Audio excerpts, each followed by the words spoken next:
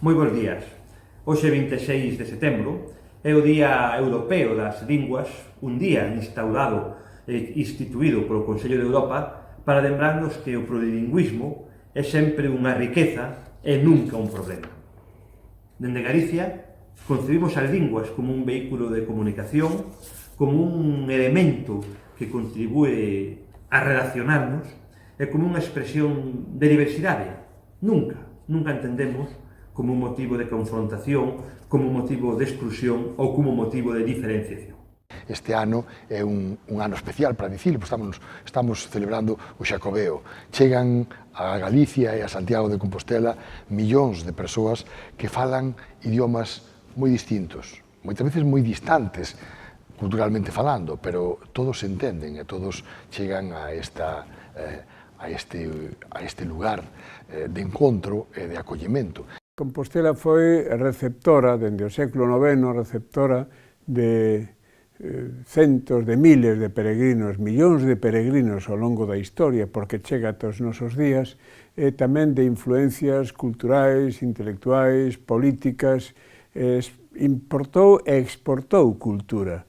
De alguna maneira, a cultura galega tamén se proxecta cara ao mundo a través desas redes, porque non podemos falar dun único camiño. A maior parte dos europeos non saben ou non son conscientes de que en apenas 50 estados se falan máis de 130 linguas. E os galegos sabemos moito diso. Sabemos que deste recuncho do noroeste da Península Ibérica saíron non soamente o galego, que ten a súa propia diáspora polo mundo, senón tamén o portugués, que é unha desas linguas máis faladas do mundo da que falaba antes. Pero eu creo que incluso os propios galegos non son conscientes de ata que punto a singularidade do galego se debe xustamente a esa historia europea feita a base de camiñantes e de migracións. A lingua na que eu existo, na que eu vivo como escritor e como persoa, como cidadán, é unha lingua que precisa de nós. Non é unha lingua da que botemos man dela por utilidade, por ambición, senón que é unha lingua que precisa de nós como cidadáns, precisa do noso alento, precisa que a falemos, que a escribamos. O Día Europeo das Linguas é un bon momento para reflexionar. En primeiro lugar, do que supón Europa para todos nós. Seguramente Santiago de Compostela, nesa doble condición de capital de Galicia e ao mesmo tempo probablemente a máis europea de todas as cidades da Península Ibérica, podemos reflexionar dos dous aspectos. O que representa Europa como espacio de liberdade, como espacio de convivencia, tamén como espacio de progreso e calidade de vida para todos nós, por un lado, e en segundo lugar o que representa para todos nós a nosa lingua. Sen lugar a dúbidas, o elemento fundamental, a base fundamental da nosa cultura e a lingua é o que nos fai diferentes. A lingua nai, aquela coa que empezamos a pensar, a que aprendemos a expresarnos e a representarnos o mundo, é un componente fundamental da identidade das persoas e dos povos. E, polo tanto, como tal, é un dereito fundamental dos seres humanos. O Parlamento galego deu pasos importantes neste sentido.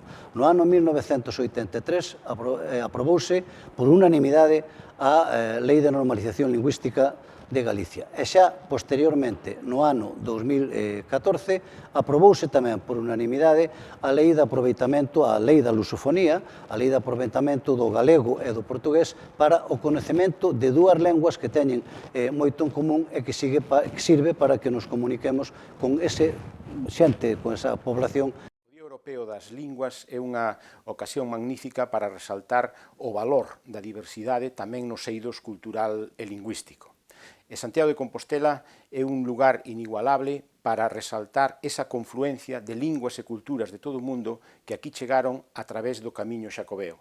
Ese camiño que operou como un fío umbilical de ida e volta, achegándonos aquí linguas e culturas de todo o mundo, pero permitíndonos tamén proxectar a nosa lingua e a nosa cultura hacia os 5 continentes. A variedade lingüística é tan importante para o futuro da humanidade, da civilización, como a biodiversidade para o futuro da vida e do ser humano no planeta. Por lo tanto, é algo realmente estratégico. En Galicia temos un emblema desde o punto de vista lingüístico, literario, cultural, que é Rosalía de Castro. E creo que é un emblema para representar tamén moi ben o que é a diversidade lingüística. As linguas non separan, unen entre sí. O Camiño de Santiago é un dos mellores exemplos da concordia lingüística e intercambio cultural universal. Creo que lle debíamos de prestar moito máis atención a isto, sobre todo para a promoción das linguas do galego e de outras linguas que lles chaman minoritarias.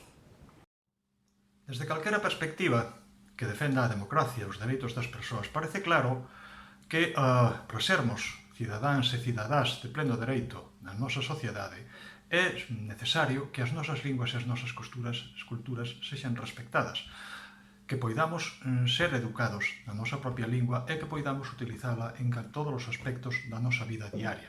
Todo momento é bon para celebrar que temos unha cultura, que temos un idioma que nos comunica co mundo, que nos fai ter unha identidade propia, identidade que temos que desenvolver, que temos que facer que as novas xeracións para as que construímos todo este inmenso patrimonio cultural, material e inmaterial, podan recibir, que esas novas xeracións podan recibir o patrimonio que nós recibimos dos nosos maiores. O Camiño foi unha escola de comprensión da diversidade lingüística e cultural. Foi un elemento que puxo de relevo a riqueza do plurilingüismo. Cando entraban en Galicia os peregrinos, atopábanse cunha sociedade que se expresaba en lingua galega. Compostela foi anfitrión de persoas que falaban linguas moi diversas. Foi lugar de encontro e de convivencia, pero sen perder nunca a súa identidade. Na nosa identidade a lingua é esa columna vertebral que nos define e que nos sitúa e que nos explica no mundo. Neste sentido, o plurilingüismo non é máis que lonxe de erguer muros ou trazar fronteiras, o que fai é trazar pontes, comunicarnos coa diversidade, coas outras culturas, en esa, chamémoslle, confederación de afectos culturais que debemos erguer entre todos. Hoxe é un día especial para recordar que a nosa lingua precisa de esa protección do Consello de Europa, a que nos obriga non só a nosa condición de galegos, senón tamén a de españoles e europeos.